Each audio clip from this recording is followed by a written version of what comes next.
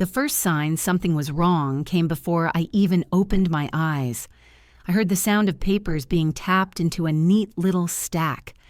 The kind of sound my husband used to make when he was paying bills at the kitchen table. But my husband had been gone for several years, and there was only one person who still used that table with the same sense of entitlement. My son. I sat up slowly, listening. A chair scraped across the floor. Someone cleared their throat. Then another voice, softer, sweeter, almost rehearsed, floated down the hall. "Honey, she'll be confused if you overwhelm her. Just keep it simple." Confused. That word slid under my door like a cold draft. I pulled on my robe and walked toward the kitchen. And there they were. My son Kyle sat at the table with a pen, a stack of documents, and a stiff look on his face. His wife Jenna was already pouring coffee into my mug, smiling too brightly, her voice syrupy with concern that didn't feel real. That was the moment everything cracked open. My son said the county needed my signature. But then a white envelope arrived weeks later that showed me exactly what I had signed, and exactly what they had taken from me. My name is Helen Brooks. I am 70 years old, a retired elementary school teacher, a widow, and a woman who once believed her son would never lie to her. This story is about the morning I learned how wrong I was, and how my late husband protected me long after he was gone. Before we continue, tell me where you're watching from and subscribe to her Legacy Tales, a place proving our best chapters can still happen at any age. Now, back to the morning it all began. The house still held traces of last night's rain when I stepped into the kitchen. That soft smell of damp earth drifting in through the window over the sink. The sunlight hadn't reached the table yet, and the room felt dim, quiet, untouched. Except it wasn't untouched. Kyle had made sure of that. He sat leaning forward, shoulders stiff, his jaw tight the way it got when he was about to ask for something. In front of him lay a crisp stack of documents lined up perfectly with the edge of the table. A pen sat on top. Jenna turned as she heard me, brushing her hair back behind one ear. She was wearing a fitted sweater and earrings that didn't match the early morning hour. She smiled at me the way people smile at toddlers, warm, exaggerated, and slightly patronizing. "There you are," she said lightly. "We didn't want to wake you. Kyle was just going over the county paperwork. It's all very boring." Kyle gave a small laugh, but it didn't sound natural. "Yeah, Mom. The county sent renewal forms, property tax renewal. They need these signed today, or you'll get penalties." He pushed the papers forward. Pen, signature line, urgency. I blinked. Today? That seems quick. "Deadlines happen," Jenna said too quickly. She placed my coffee down with a gentle clink. "We're just trying to help. Everything's so complicated these days for seniors." That word again, seniors. The way she said it made it sound like a weakness, not an age. Kyle tapped the top page. "Don't worry, I filled in all the hard parts." I stared at the form. Small print, paragraphs, boxes. It didn't look like my usual tax renewal, but the county changed formats now and then, and Kyle had handled the paperwork since my husband passed away. I trusted him. I trusted both of them, even if Jenna's sweetness always felt thin, like a wrapper instead of the real thing. "Just sign there, Mom," Kyle said, pointing to a blank line. "We're already running behind." I hesitated. My fingertips hovered above the pen. Jenna noticed and stepped closer, placing a hand on my shoulder with a softness that felt rehearsed. "You know Kyle only wants what's best for you." That should have comforted me. Instead, something inside me tightened. Still, I signed. My name, in my own handwriting, across a line I barely read. Kyle exhaled, not with relief, but something else. Something like triumph. Jenna squeezed my shoulder as if I were a child who'd finally cooperated. Then she stacked the papers and slid them back into a manila folder. "I'll take these to the county office right now," Kyle said, standing abruptly. His voice was too eager, too rehearsed. Jenna followed him to the door, her heels clicking softly. As Kyle stepped outside, she turned back to me and smiled a smile that did not reach her eyes. "You should rest today, Helen. Paperwork can be exhausting." She closed the door behind them before I could respond. The house went quiet again, but it was a different kind of quiet, the kind that makes your skin prickle because something invisible has shifted. I sat at the table staring at the empty space where the documents had been. A faint unease curled low in my stomach, but I brushed it off the way I had brushed off so many small discomforts since my husband died. When you live alone long enough, you learn to distrust your anxiety. You learn to swallow it. But that morning left a taste I couldn't ignore. Weeks passed, slow and ordinary. I went to the lake cottage to sweep leaves off the porch. I grocery shopped. I read old journals my husband kept from his days at the school district. I attended my quilting group. Nothing in my routine suggested anything had changed, except Kyle called more often, and always with questions that made my heart thump a little harder. "Are you still using the cottage every weekend, Mom? Just checking. Any repairs you think we should handle? We should talk about long-term plans for the property." And Jenna, she started sending me helpful articles about seniors downsizing and minimalist living and how older adults can simplify their assets, always framed as concern, always smiling, always patronizing. But still, I said nothing. Years of teaching children had trained me in patience. Years of being a wife had trained me in gentleness, and years of being a mother had trained me in hoping the best. Then the envelope came, a plain white envelope with my name typed neatly on the front.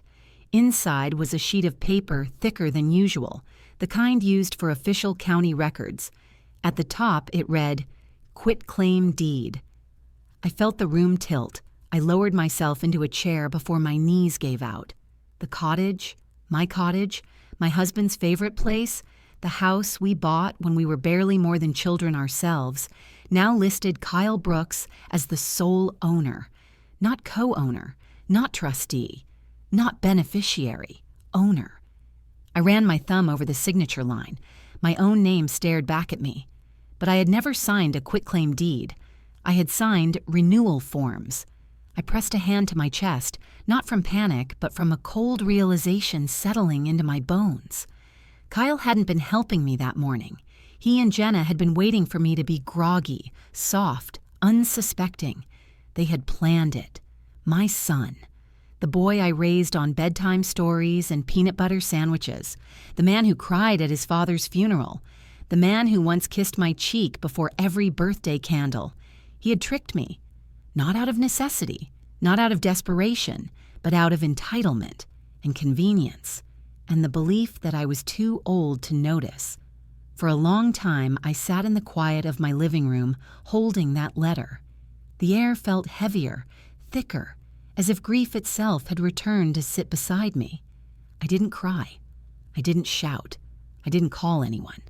Instead, I folded the deed carefully, placed it on the kitchen table, and stared at it the way I used to stare at a complicated math problem my students brought me. Slowly, analytically, letting its pieces reveal themselves. Something wasn't right. Beyond the betrayal, beyond the signature. The notary stamp looked wrong, the font slightly different, the placement uneven, and then the question hit me with the force of a quiet avalanche. Where was the notary the morning I signed? The kitchen, the hallway, the bedroom. No one had come to the house except Kyle and Jenna. I set the paper down and breathed in slowly. This was not a tax error. This was not a misunderstanding. This was fraud, intentional, prepared, executed with confidence that I would never look closely enough to catch it. That night, I barely slept. I kept seeing Kyle's face as he pushed the pen toward me, Jenna's too bright smile, the way they exchanged a quick look when I reached for the papers. They didn't think I would notice. They didn't think I would question. They didn't think I would fight. But they had forgotten something important. I taught children for 40 years. I can tell when someone is hiding something. I can tell when someone is lying, and I can certainly tell when someone underestimates me. By morning, the ache in my chest had hardened into resolve. I made myself a cup of tea, sat at the kitchen table, opened a fresh notebook, and wrote the first line of what would become a long, meticulous record. Today I learned my son stole my cottage. I intend to get it back. I underlined it once. Then I circled the date. Then I picked up my keys and drove toward the county recorder's office where the truth and the first unexpected ally waited for me. I did not go to the county office the very next morning. I wanted to. The impulse hit me fast and sharp, but years of teaching taught me something important. When you feel shaken, your first step should never be a big one.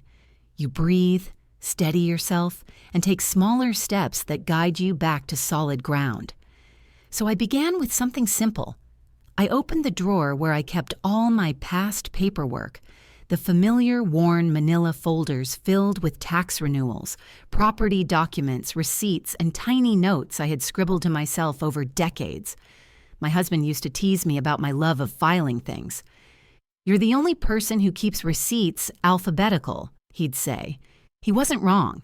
I spread everything across the dining table, the same table where my son once did school projects and spilled glue on the wood. I looked for last year's renewal forms, found them, held them next to the paper Kyle brought me. Even without my glasses, the difference was obvious.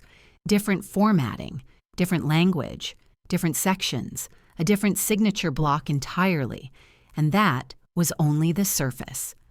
I pulled the reading lamp closer and compared the lines side by side. The old form mentioned supplemental assessments and annual assessments. The one I had signed didn't mention assessments at all. It used strange wording, generic, vague, almost intentionally confusing. I used the edge of my finger to trace my signature on the renewal form. My name looked the same as always, but the space around it felt wrong, like it had been placed somewhere it didn't belong. A quiet humiliation washed through me. I had always prided myself on reading carefully. I taught children to slow down and examine things. Yet here I was, a 70-year-old woman who had signed away a house because she trusted her son too much. I took a breath, deep and steady, and wrote the first entry in my notebook. Compare last year's tax form with the one Kyle brought.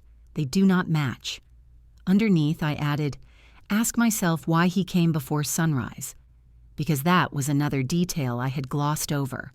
Kyle had never shown up early unless he needed something, and Jenna had never, not once, poured coffee for me without wanting something in return. The next day, I opened my notebook again and wrote down every small thing I remembered from that morning. Every tone, every expression, every phrase that now felt too careful. We didn't want to wake you. Deadlines happen. It's confusing for seniors. He only wants what's best for you. Sign there. I wrote them slowly, one by one, because seeing them written in my own handwriting made the truth harder to deny. They had spoken to me like someone who couldn't be trusted with her own life, like a person whose hands should be guided, whose decisions should be softened and nudged. Age had become their excuse. Convenience had become their motive. That realization didn't make me angry. It made me quiet, the kind of quiet where your thoughts become sharper, not softer. The next piece of the puzzle appeared the following afternoon when Kyle called. His voice was chipper in a way that made my stomach tighten. "Hey, Mom, I've been thinking about the cottage. Jenna has some great ideas for modernizing it. A few updates could make it, well, more useful." My voice stayed steady. Useful how? There was a long pause. I could almost hear him searching for a word that wouldn't expose too much. "For weekends," he said finally. "Short stays. Maybe renting it out." Renting it out. The cottage where my husband and I stayed every anniversary. The place where we taught Kyle to bait a hook. The place where we had planned to spend our last years sitting on the porch, watching the water shift with the seasons. He kept talking, each sentence more revealing than the last. "And hey, if it makes money, we could all benefit.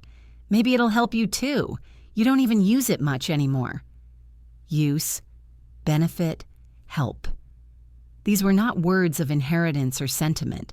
These were business words, his wife's words, no doubt, spoken with the confidence of someone who believed the property was already his. I played along. "I'll think about it, sweetheart." And then I added another line to my notebook. "Kyle wants to rent out Cottage. He thinks I do not need it." That night, Jenna called. Her voice was sticky sweet, like honey that had been left too long on a warm stove. "Hi, Helen. I found the most adorable ideas online for turning the cottage into a little lakeside boutique space. You know, something more functional. You must be overwhelmed managing it all." I held the phone gently. "Overwhelmed how?" "Oh, you know," she said breezily, "driving there, cleaning it, worrying about repairs. It's really too much for someone your age." There it was again. Someone your age. Jenna didn't see me as a person. She saw me as a hurdle, a signature, a barrier to be softened, not respected. I didn't correct her. I simply said, "Thank you for thinking of me." Then I wrote, "Jenna wants Cottage, calls it overwhelming for seniors." 3 days later, they came by together. Kyle walked around the house, making comments about upgrades. Jenna wandered down the hall, pretending she was stretching her legs, but her eyes kept flicking toward the drawer where I kept the important documents. Wills, insurance policies, the deed. I followed her down the hallway quietly. Years of teaching taught me how to walk softly. I watched her hand brush the handle of that drawer, just a light touch, but the kind of touch that reveals curiosity, not coincidence.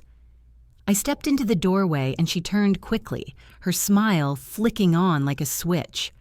"Oh, I was just admiring your photos," she said, pointing to the frames on the wall. The frames were nowhere near the drawer. When they left, I wrote, "Jenna touched the drawer. She knows where the deed is kept." These small observations began forming a pattern I had ignored for a long time, a pattern of tiny pushes, gentle suggestions, slight pressure, quiet manipulation. Kyle, drowning in responsibility and wanting to please his wife, had let her push him into something he knew was wrong. And Jenna... Well, Jenna had probably been planning this long before I ever saw those papers. The next morning, as I washed dishes at the sink, I saw them standing outside next door. Jenna whispered something into Kyle's ear, and he shook his head. She shook hers harder, her hands gesturing in a way that meant she was correcting him, teaching him, coaching him. He rubbed his forehead like a child scolded in front of the class. I dried my hands, wrote the date in my notebook, and added, "Jenna is driving this." When I closed the notebook, my heart didn't race. My hands didn't shake. Instead, I felt something almost comforting. I had been here before, in another form, not with my son, not with property, but in the classroom. Children lie all the time. Small lies, big lies, lies born out of fear, shame, or influence.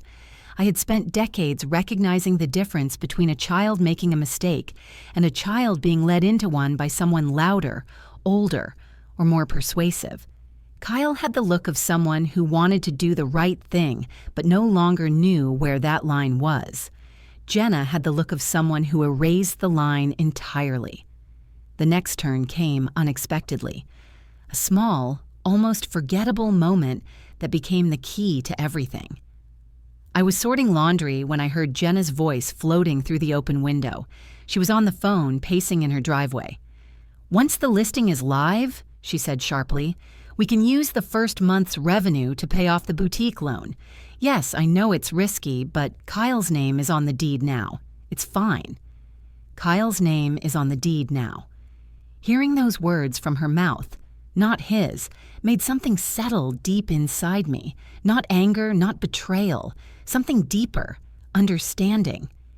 She wasn't planning to share that cottage with my son in any sentimental way. She was planning to use it, leverage it, profit from it. When she hung up, she spotted me at the window and waved with that same, too bright smile. I waved back, calm as still water, and I wrote in my notebook, Jenna intends to list Cottage before summer. That was the moment I knew exactly what I had to do next. I waited until the sun dipped low and the sky turned the color of peaches, the hour when people settle in and stop paying attention. I put the fraudulent deed in my purse, slipped on my walking shoes, and drove to the county recorder's office. Margaret Lane, the clerk, was stacking folders behind the counter when I walked in. She was a woman in her late 60s with sharp eyes and a gray bob cut that made her look like she'd never once been fooled by anyone. She looked up at me, and her expression softened. Some women recognize each other's burdens without a single word. "Can I help you with something, dear?" she asked. I took a deep breath, opened my purse, and placed the quitclaim deed on the counter. "I didn't sign a deed," I said quietly, "but this says I did."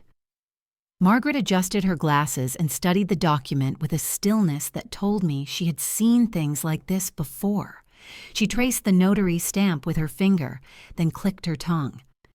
"Honey," she murmured, "this stamp doesn't belong to anyone in this building." "Whose is it?" I asked. She leaned in closer. "It belongs to someone who doesn't work in this county at all." I swallowed hard. Margaret lowered her voice. "Let's take a closer look together." As she typed into her computer, she glanced at me. "Did you sign this in front of a notary?" "No," I said. "Only my son and daughter-in-law were there." Her eyebrows lifted in a way that meant trouble. Real trouble. She printed out 2 papers and slid them to me discreetly. "This," she said, tapping the first page, "is a notarization requirement. Someone claiming to notarize you without being present is committing fraud." She tapped the second sheet. "And this is the complaint form you'll need later." I felt my pulse slow. Not race. Slow. Because in this moment, this quiet moment, I understood something deeply comforting. I was not alone. Margaret looked at me again. "You're the 4th person this month to walk in here with something similar." That sentence sat heavily between us. I blinked. "4th?" She nodded. "Your daughter-in-law asked questions about deed transfers a while back. I didn't like the way she asked. Too eager. Too curious about loopholes." I steadied my hands on the counter and whispered, "What do I do next?" Margaret leaned forward slightly. "You gather everything, every detail, every copy, every date. Then you contest the deed. Quietly." Quietly? A word I understood well. She printed certified copies, stamped them, circled irregularities in red ink, and made a small stack of documents for me. "Take these," she said, "and take your time. Don't let them know what you know." I placed the papers in my purse and breathed in deeply. The air felt different coming out, clearer, stronger. When I stepped outside, the evening breeze brushed against my face, carrying the smell of cut grass and lake water in the distance. The light was golden, soft, the kind that makes everything feel both fragile and possible. I got into my car, placed my hand on the steering wheel, and whispered to the quiet space around me, "This is only the beginning." Then I drove home, where the real discovery waited, not in county files or forged stamps, but in a box my late husband had left behind, a box I had never opened fully, sitting in the back of our bedroom closet waiting for the moment I would finally need it. And that moment had arrived. I drove home from the county recorder's office with my purse pressed against my side like it held something alive. In a way, it did. It held the proof that my instincts were right, that I had not woken up confused that morning, that I had not imagined the tension in Kyle's shoulders or the sweetness in Jenna's voice that dripped a little too thick. The sun had lowered by the time I pulled into my driveway, and the golden light cast long shadows across my living room floor. The house felt different walking inside, not unfamiliar. I knew every board, every creak, every small draft. But something had shifted. The cottage was no longer simply a piece of property my husband and I worked for. It was now something someone had tried to take from me while smiling across my table. Something I had to defend. I sat down on the edge of my bed, hands resting on my lap, and looked toward the closet door. Buried inside that closet was the old metal file box my husband kept since his 30s. He carried it through every move. First apartment, first house, Lake Cottage, and finally here. But he never opened it in front of me unless he needed a document. When he died, I put the box in the closet and couldn't bring myself to go through it. Grief has a way of locking doors for a while. But today, I needed answers. I took a slow breath, stood up, and opened the closet. The metal box sat in the corner, dust settling on its surface. I pulled it out carefully and carried it to the bed. The latch clicked open with a stubborn creak. Inside were layers of envelopes, receipts, papers, and small notebooks filled with his handwriting. I inhaled deeply as I lifted the top layer. His handwriting always calmed me. Steady, slightly slanted, neat. A teacher's dream handwriting, he used to joke. I started sorting through the contents. Old pay stubs, insurance documents, a few certificates from his years in the school district.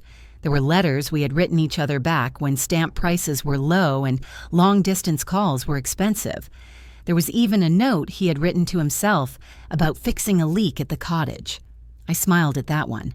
But then I found a small manila envelope tucked beneath everything else. My name was written on the front, not in the large, confident letters he used for announcements, but in the smaller, careful handwriting he used for private things. My hands trembled as I lifted it. Inside were 2 items, a handwritten note and a photocopy of a document with a signature I recognized instantly. His.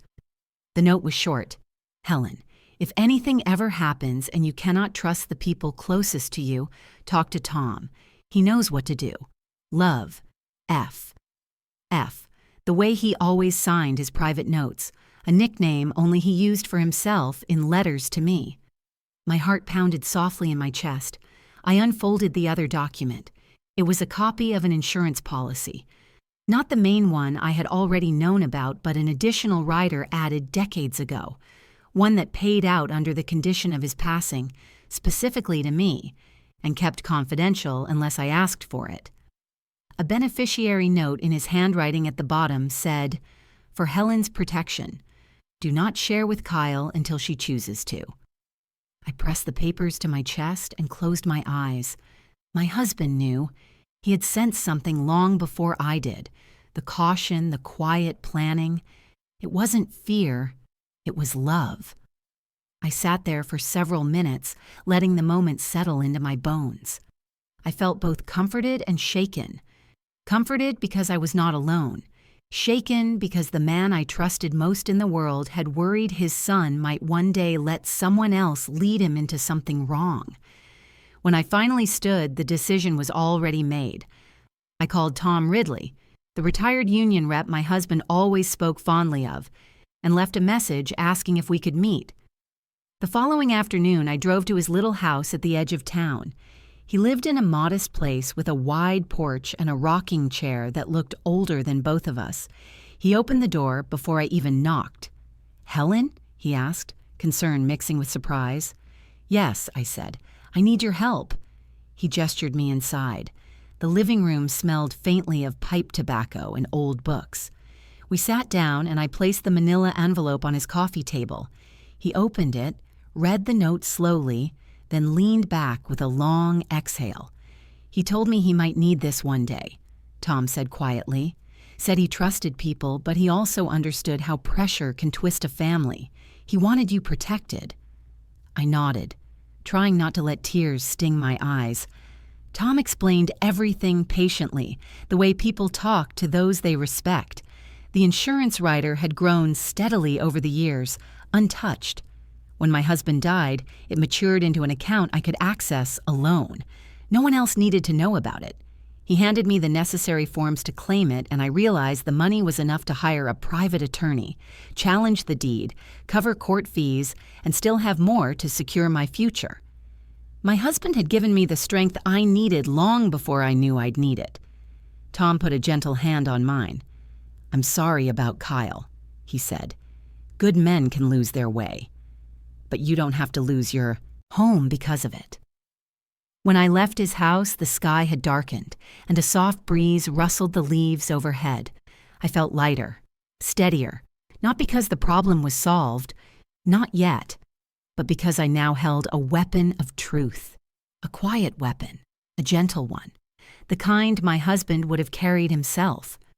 I went back home, sat at the kitchen table, and placed all the documents in front of me. The fraudulent deed, the county clerk's copies, the insurance letter, the notary irregularities, the timeline I had written in my notebook. Piece by piece, the picture became clearer. Kyle had not woken up that morning planning to help me. He had woken up planning to take from me. Jenna had not wanted to simplify my life. She had wanted to simplify her business expenses. And the cottage, that old wooden place that smelled of lake water and cedar, had not been a property they cherished. It had been an investment they expected to inherit early. But their plan had a flaw. They forgot that even the quietest people can notice when something is stolen. I looked around my living room. The clock ticked softly on the wall. A quilt hung across my couch, one I had made after my husband died. Every stitch a memory, every square a promise I made to myself to survive the loneliness. They thought the years made me weaker. They forgot the years also made me wiser. As I stared at the papers, I wrote the last line for the night. Tomorrow I take action. Quietly. And I closed the notebook. The next morning began with sunlight drifting across my dining table. I laid out every piece of paper, smoothing the edges the way I used to smooth worksheets in my classroom before handing them out. A part of me briefly mourned the simplicity of those days, when my biggest worry was whether a child copied homework or misplaced a library book. Never in those decades did I imagine my own son would sit across from me one day with forged paperwork and the calmness to lie through it. But grief changes people. Pressure changes them. And weakness can bloom in places you never expect. I made myself a cup of tea, sat down, and opened my notebook. Then I did exactly what I had done as a teacher, as a wife, as a woman who believed in quiet preparation. I documented everything. Line by line, I wrote the morning of the signature, the way Kyle tapped the table, the way Jenna whispered from the hallway, the placement of the pen, the rush in his voice, the smile on her face, the mention of seniors, the insistence that the county needed the documents that day. I wrote the afternoon when the quitclaim deed arrived, the notary stamp that didn't belong, the way Kyle spoke about renting the cottage as if he owned it already, the way Jenna accidentally found her way to the file drawer. I wrote down her phone call about the boutique loan, her idea of modernizing the cottage, her comment about me being overwhelmed. Every detail, no matter how small, became a piece of the timeline, because paperwork is only half the story. Behavior is the other half. By the time I finished, I had created something stronger than anger. I had created a record. Later that day, I drove to a law office an hour away, the one Tom had recommended. He insisted it was better to hire an attorney outside my son's circle, outside Jenna's influence, outside the community grapevine that spreads faster than a summer storm. The office was quiet, filled with plants and soft music. A young assistant greeted me kindly and led me to an attorney named Caroline Hayes, a woman in her 50s with calm eyes and a voice that held both firmness and compassion.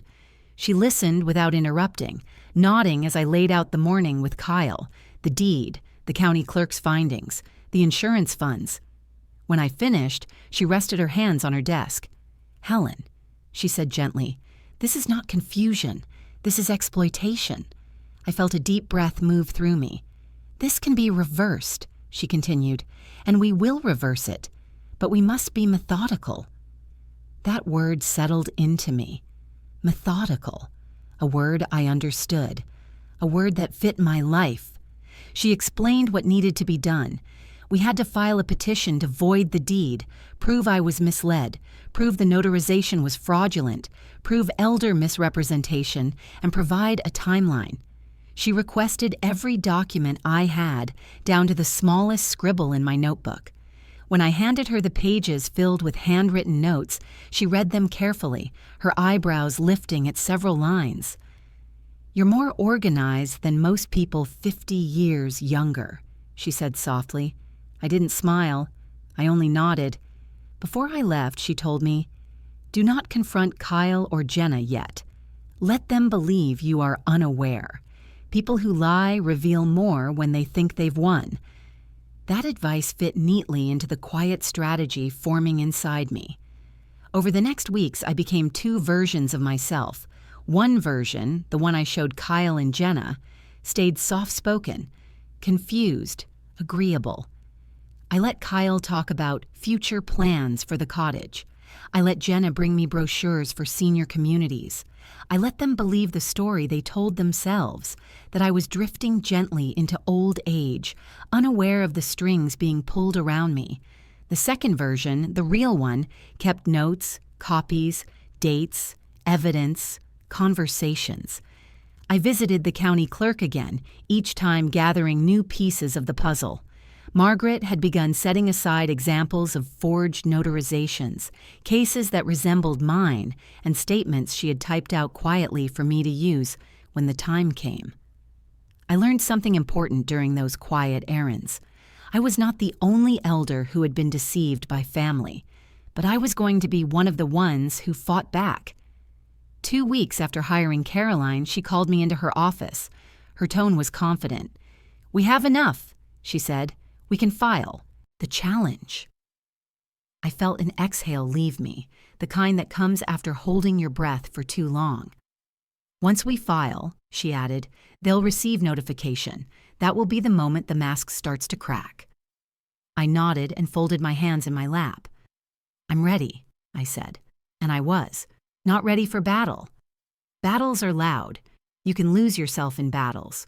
I was ready for something quieter. For truth, spoken in a room where paperwork mattered more than pressure. For justice, not revenge. For my husband's voice in the insurance letter to guide the way. For the cottage to remain in the hands of the woman who built memories in every corner of it. That night, after Caroline filed the petition, I sat in my living room and looked at the photograph of my husband on the mantel. He was laughing in the picture, holding a fishing pole at the lake cottage. The wind had pushed his hair back, and his smile held that easy warmth I fell in love with decades ago. "I'm handling it," I whispered. The house remained quiet, but for the first time in a long while, the quiet felt like strength. Outside, the moon reflected on the roof of my car, and the shadows of trees swayed gently across the lawn. I closed my notebook and placed it beside the insurance letter. Everything was in motion now, and soon the truth would rise. Not loudly, not violently, but the way dawn rises over the lake, steadily, inevitably, revealing everything that had been hidden in the dark. When the call came from Caroline, I had been sitting at my kitchen window, watching the morning light settle across my yard the way it had for decades. She spoke with that precise calm of hers and said the words I knew were coming but still braced myself for. They listed the cottage. 3 words, not dramatic, not loud, but they felt like a sharp wind cutting across still water. I asked her where. She gave me the name of a real estate company I recognized. One Jenna followed on social media, always commenting on coastal grandma aesthetics and talking about Lakeview flips. Hearing the name no longer surprised me. The woman never missed a chance to turn a memory into merchandise. "They're scheduling private showings," Caroline continued. "One is happening this afternoon." I closed my eyes for a moment. "Should I be there?" I asked quietly. "Yes," she said. "You need to be physically present. You need the agent and the potential buyers to hear the truth from you, not from a court order 2 weeks later." Her voice softened. "You're not confronting them out of anger, Helen. You're protecting what's yours." After we hung up, I sat still for a long time, hands folded in my lap. I was not shaking. I was not furious. I felt something steadier, a kind of rootedness, as if the cottage itself, miles away, was pulling me toward it. I changed into a simple blouse and slacks, brushed my hair back, and placed my notebook and attorney packet in my purse. If Kyle and Jenna wanted to weaponize paperwork, I would meet them on the same ground. But mine would be real, not fraudulent. The drive to the cottage felt both familiar and new. The road curved past old farms, narrow bridges, and clusters of trees that had watched me grow from a young wife to an older widow. As a teacher, I drove this route on long weekends when I needed quiet. As a mother, I drove it carrying snacks and towels for summer trips. As a widow, I drove it holding memories like glass. And today, I drove it carrying truth. The real estate office was half a mile from the lake, inside a renovated bungalow that tried a little too hard to look rustic. There were hanging plants, wicker baskets, staged blankets thrown across benches. A chalkboard sign out front said, "Welcome home." I parked in a visitor space and breathed slowly before stepping out. My pulse stayed even. My hands stayed steady. The training of decades, staying calm for small children, staying calm for grieving parents, staying calm for my husband, stayed with me. Inside, the office was bright and busy. Phones rang softly. A few agents spoke in hushed tones at their desks. A large corkboard near the reception desk displayed the listings for the week. And there it was, pinned neatly in the center. Lakefront cottage, charming, turnkey, perfect for short-term rental investment. My cottage, my husband's cedar shelves, my memories, my place of rest, reduced to a rental investment.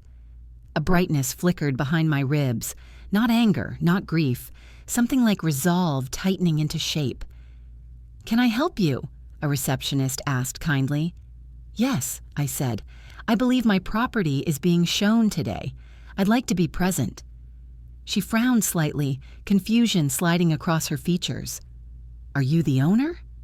"I am," I said, my voice even. That answer unsettled her more. She glanced toward a back office, likely checking a screen or record. Then her expression softened with something like understanding. "Let me get the listing agent." She disappeared into a hallway. I stood there quietly, feeling the weight of my purse and the heavier weight of what was coming. After a few seconds, a woman approached. Mid-40s, precise haircut, stiff blazer, the sort of brittle friendliness common among people who handle other people's property for a living. "You must be Mrs. Brooks," she said, smiling too tightly. "Your son and his wife told us they'd be handling things on your behalf." "They were mistaken," I said. Her smile faltered. "Oh, I see. Well, the showing is in a few minutes. The couple is already on their way." "I'll be there," I replied. I walked out before she could object. When I arrived at the cottage, the driveway was already occupied. The listing agent's car, a second car I didn't recognize, and then Kyle's truck parked at an angle, as if claiming the property with its stance alone. He stepped out before I even opened my door, moving toward me with fast, nervous energy. His voice came strained, pitched too high, like a man trying to stop something already in motion. "Mom, why are you here?" I closed my car door softly. "Shouldn't I ask you the same?" He glanced toward the cottage, then back at me. "We're just showing the place. You said you didn't want to keep up with it anymore." I let the silence sit between us. He shifted, uncomfortable. Before he could speak again, Jenna approached in oversized sunglasses, clutching an acrylic folder like it was a fashion accessory, instead of evidence of her ambition. "Helen," she said with sugary brightness, "we didn't expect you. This is just a preliminary showing. Nothing is final yet. We were going to talk to you about it this weekend." "You already listed it," I said evenly. She laughed lightly, dismissively. "Well, yes, but that's just part of the modern process. You know how fast things move these days." "I know exactly how fast things move," I replied, "especially when someone else is pushing them." She blinked, unsure how to respond. The buyers arrived, a young couple holding hands, wide-eyed with excitement. They smiled at me politely.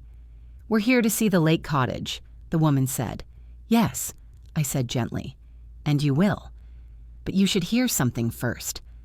The listing agent frowned sharply.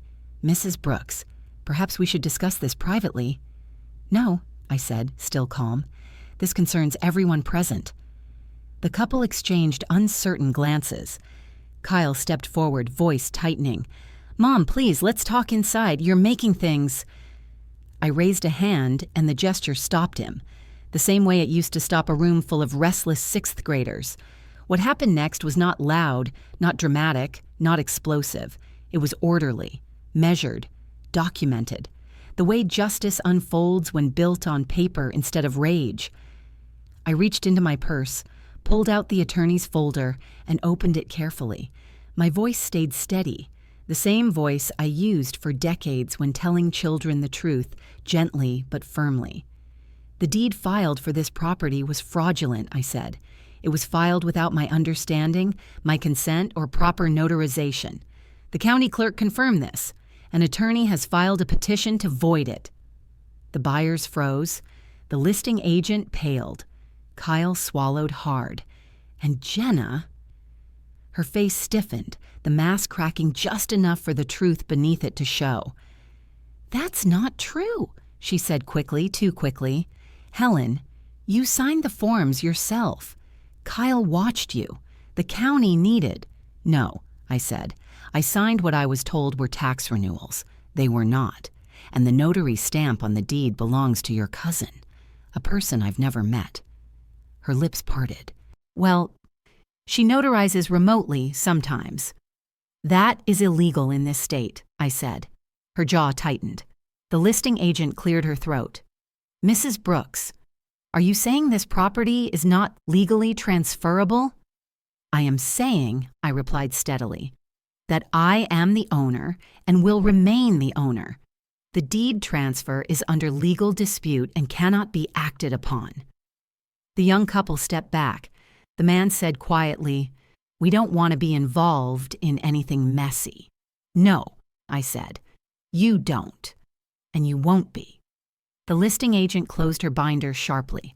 "We'll halt everything immediately." Kyle looked at me, then really looked.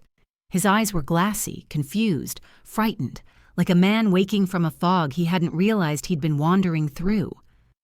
"Mom," he whispered, "why didn't you tell me you were upset?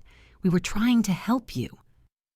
"You were trying to help yourselves," I said softly. He flinched.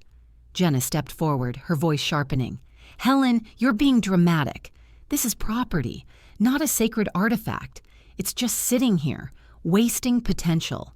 We were trying to secure our future, and honestly, at your age—" She didn't finish, because Kyle grabbed her arm. "Enough," he said, voice trembling. She stared at him, stunned. He looked at me again. "Mom, I'm sorry. I didn't know. I thought I was doing the right thing. I believed her when she said the cottage was better off being used. I didn't know she pushed you to sign something else." My throat tightened. Not from anger, from the weary sadness that comes when you realize your child is both victim and participant. "Kyle," I said quietly, "I taught children for 40 years. I know when someone is repeating someone else's lines." He lowered his head. The listing agent excused herself and walked the buyers back to their car. Jenna stood stiffly, arms crossed, panic creeping into her posture. Kyle stood frozen, absorbing truths he never asked for but desperately needed. I walked past them toward the cottage porch. The lake breeze moved across my face, and I felt my husband's presence in the cedar-scented air. When I turned back, the moment shifted. Jenna's voice cut the silence, sharp and unrestrained. "This is ridiculous. We put time into this. Money. We have business plans. You can't just take it back because you're sentimental." "The court will decide," I said. "I'll tell them everything," she snapped. "You're confused. You've been confused since your husband died. You're declining. You need help." "Kyle," I said softly, still looking at her, "is that what she's been telling you?" His face drained of color, and just like that, the entire scaffolding of her manipulation collapsed. He whispered, "Jenna, you said she was struggling. that she asked for our help, that she couldn't. Keep track of... I said what I had to say, she hissed. Don't make me the villain. But she already was. Her own words had done the work. The agent returned, her expression firm. This showing is canceled, and the listing will be removed immediately. Jenna exhaled sharply, rage cracking through her polished exterior. You know what? Have it. Keep your stupid cottage, but don't expect us to take care of you when you can't manage anymore. She stormed toward the car. Kyle didn't follow. He stayed beside me, shoulders slumped. He looked at me as if seeing the truth for the first time. The truth about her, the truth about himself, the truth about what he almost allowed to happen. Mom, he whispered, voice breaking. I'm so sorry. I placed a hand on his arm. We'll talk later, I said quietly. But right now you need to decide who you want to be. He nodded slowly, tears threatening. We stood there until Jenna's car disappeared down the road. The breeze rustled the trees overhead, and for the first time since discovering the deed, I felt something close to peace forming inside me. Not triumph, not revenge, just the quiet relief of truth finally standing in the open. And that was enough. Kyle came to my house 2 days after the confrontation. He looked different, smaller somehow, as though the weight he had carried under Jenna's influence had collapsed inward.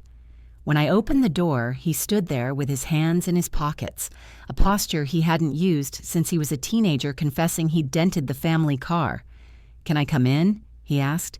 Yes, I said. Sit down. He sat at the kitchen table where the forged forms once lay. Funny how spaces hold memories differently depending on who sits in them. For a long moment, he didn't speak. The clock ticked softly. Birds chirped outside. Finally, he exhaled. I didn't know, he said. About the deed, about her cousin, about the signatures. I thought this was the adult thing to do. Help you transition. Help you manage. You thought taking my home was helping? I asked gently. His shoulders sagged. No, I see that now. She made it sound like you were overwhelmed, said you were forgetting things, that you were lonely, that you'd be happier if you didn't have so much responsibility. Did I tell you any of that? I asked. He shook his head slowly. No, but I believed her. She sounded so certain, and I didn't want to fail her the way I thought I failed Dad when he got sick. Ah, there it was. The real wound. Not greed, but guilt. Old, heavy, unspoken. You didn't fail your father, I said softly. Illness is not something children control. He covered his face with his hands. His voice, muffled, said, I just wanted to do something right. We sat in silence for a moment. Then I spoke the truth I had been carrying. Doing something right starts with honesty, I said, and respect, and asking instead of assuming. He nodded, tears gathering. I'm sorry, Mom, truly. I know, I said. An apology matters, but so does awareness. He looked up, eyes red. Are you cutting me out of your life? No, I said. You are my son, but I am setting boundaries. His throat worked as he swallowed. Anything. Just tell me what I need to do. You need to rebuild trust, I said, not unkindly. You need to look at your own choices instead of blaming someone else. And you need to make peace with the fact that I am not the frail woman she wanted you to think I was. A small, watery smile pulled at his mouth. No, you're not. We talked for a long time about the cottage, about Jenna, about how easily people can be led when they are drowning in their own insecurities. Kyle told me he had moved out of the apartment he shared with Jenna. He said she packed her things in an hour, took the furniture he paid for, and left without looking back. He said the silence afterward was louder than any argument they ever had.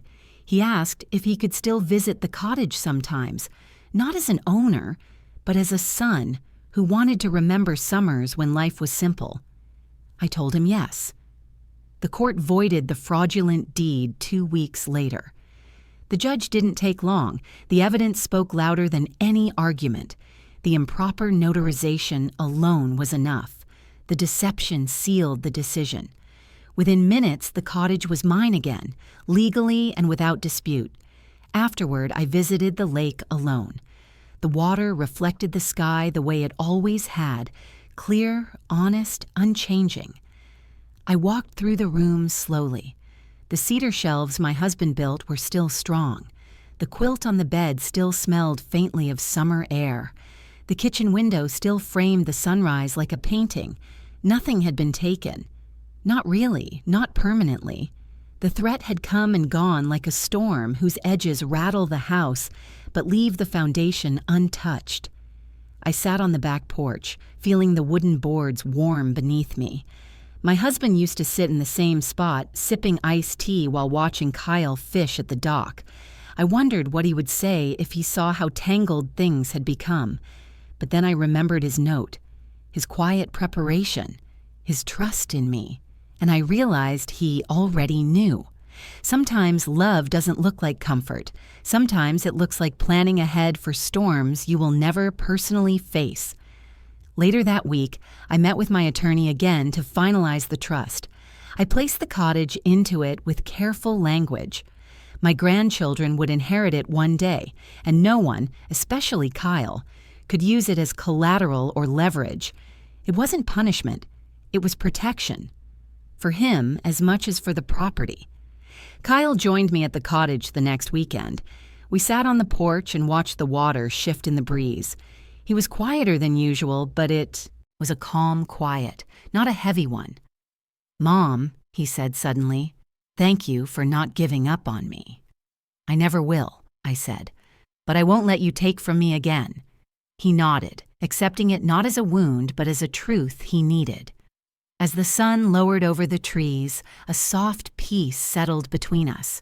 Not perfect, not complete, but real. Healing doesn't arrive with fireworks. It arrives slowly, the way the lake shifts at dusk, reflecting everything around it with softer edges. Before we left, I stepped inside and ran my hand along the cedar shelves again. My husband had built them steady, and somehow, through all this, I felt he had built me steady too. Later, as I locked the front door, I paused and looked back at the cottage. For the first time since this began, I didn't feel fear. I didn't feel betrayal. I didn't feel loss. I felt ownership. Not the legal kind, but the moral kind. The kind earned through endurance, through clarity, through the quiet courage to stand against those who underestimate older women. On the drive home, I spoke softly. Not to Kyle, not to my husband, but to whatever women might one day hear this story. "People tell you age weakens you," I murmured. "They don't see how it sharpens you instead." And as the road curved toward home, the last reflection came naturally, rising like something learned long ago, but only now fully understood. You cannot teach adults who refuse to learn, but you can teach yourself to walk away with dignity. And sometimes, that is enough.